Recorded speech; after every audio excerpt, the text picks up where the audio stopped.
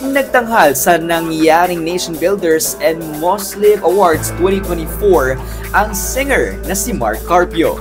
Sa nasabing pagbibigay karangalan ay itinanghal ni Carpio ang kanyang hit song na Hiling.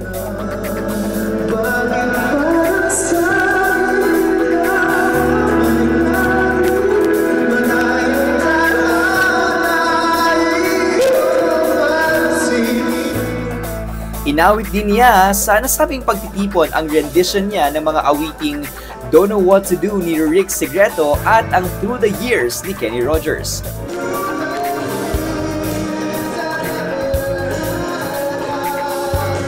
Ang mga nasabing kanta ni Mark Carpio ay patuloy na may stream sa stream platform na Spotify.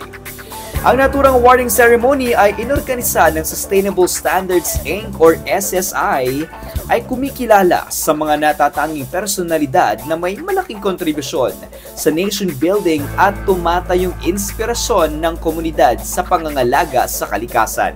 Nagtanghal din sa nasabing pagtitipon ang Pinoy group na Masculados at ang reality singing competition contender na si Arabel de la Cruz.